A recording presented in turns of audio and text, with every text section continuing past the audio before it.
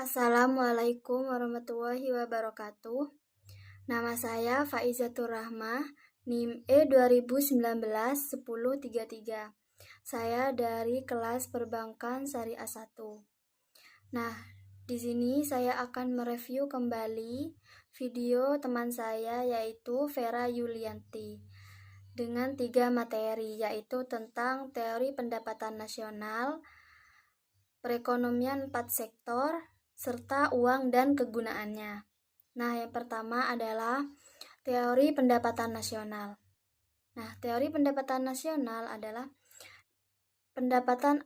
nilai total output akhir suatu negara dari semua barang dan jasa yang diproduksi dalam 1 tahun. Nah, konsep pendapatan nasional. Yang pertama, produk domestik bruto merupakan jumlah produk, baik barang maupun jasa, yang dihasilkan oleh unit-unit produksi di dalam batas wilayah suatu negara atau domestik selama 1 tahun. Misalnya menghitung produk di dalam negeri atau luar negeri. Yang kedua adalah produk nasional bruto, adalah nilai produk, baik barang atau jasa yang dihasilkan oleh penduduk suatu negara atau nasional di luar negeri. Nah, seumpamanya misalnya termasuk yang dihasilkan oleh warga negara tersebut. Nah, jika ada seorang pria asal Indonesia yang menjual pakaian di Vietnam, barang atau jasa yang dihasilkan termasuk ke dalam GNP. Nah, yang ketiga adalah produk nasional neto, adalah produk nasional kotor, dikurangi penyusutan barang modal. Misalnya mempunyai pabrik, dihitung penyusutannya. Yang keempat adalah pendapatan nasional neto, adalah pendapatan yang dihitung menurut jumlah balas jasa yang diterima oleh masyarakat sebagai pemilik faktor produksi. Nah, di sini juga dibagi menjadi 2, yaitu pajak langsung dan pajak tidak langsung. Pajak tidak langsung adalah pajak yang bebannya dapat dibebankan atau dapat dialihkan kepada pihak lain, seperti pajak hadiah, penjualan, dan lain-lain. Yang kelima adalah pendapatan perseorangan, merupakan jumlah pendapatan yang diterima oleh setiap orang dalam masyarakat, termasuk pendapatan yang diperoleh tanpa melakukan kegiatan apapun, misalnya gaji seorang karyawan kantoran. Yang keenam adalah pendapatan yang siap dibelanjakan, adalah pendapatan yang siap untuk dimanfaatkan guna membeli barang atau jasa konsumsi, dan selebihnya menjadi tabungan yang disalurkan menjadi investasi.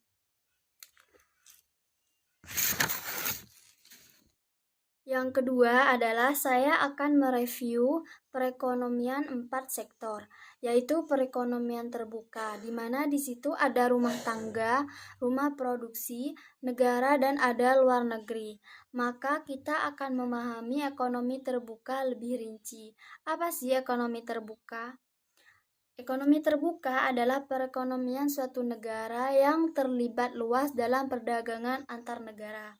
Hampir seluruh negara di Indonesia menganut perekonomian terbuka dengan ikut dalam perdagangan internasional.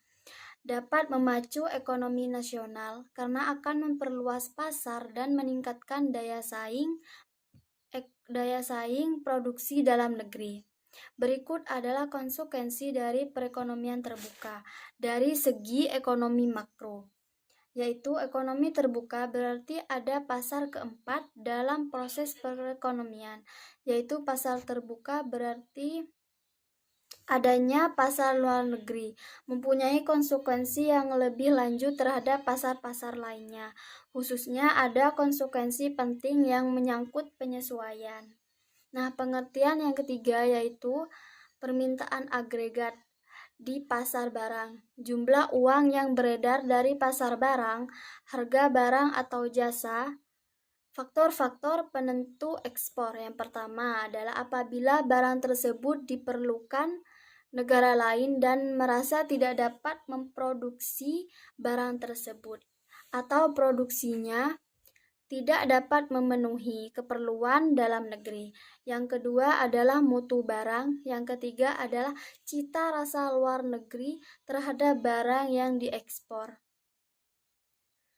Dan cita rasa konsumen.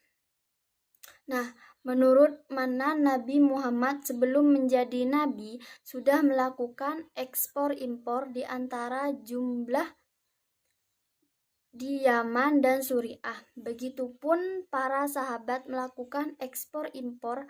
Jadi prinsip dasar yang telah ditetapkan Islam mengenai perdagangan, kepercayaan dan ketulusan dan sejarah telah membuktikan bahwa Islam telah menganjurkan perdagangan internasional.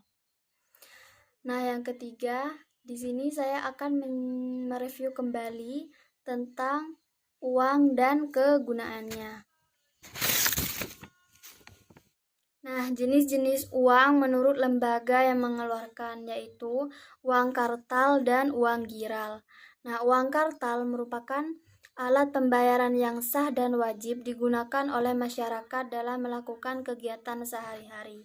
Sedangkan uang giral adalah jenis uang ini tidak digunakan oleh masyarakat untuk transaksi atau kegiatan ekonomi sehari-hari, karena umumnya uang ini dimiliki oleh kalangan masyarakat tertentu yang dapat ditarik sesuai kebutuhan dengan menggunakan perintah bayar berupa cek.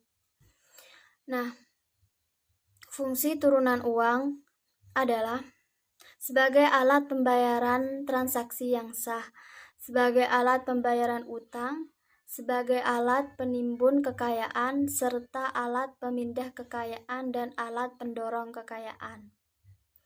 Nah, fungsi uang menurut ekonomi Islam adalah sebagai alat tukar, alat hitung, alat penyimpan kekayaan.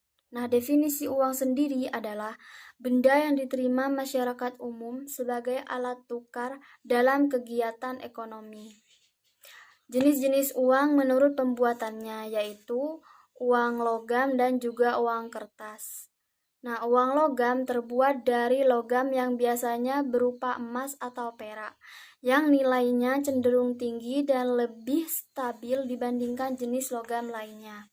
Nah, uang kertas adalah uang yang terbuat dari kertas khusus yang didesain secara khusus agar tidak mudah rusak maupun robek. Nah, di sini saya juga akan menjelaskan tentang menurut nilainya jenis-jenis uang itu dibagi lagi menjadi dua, yaitu uang penuh dan uang tanda. Sekian yang bisa saya sampaikan, kurang lebihnya saya mohon maaf. Wassalamualaikum warahmatullahi wabarakatuh.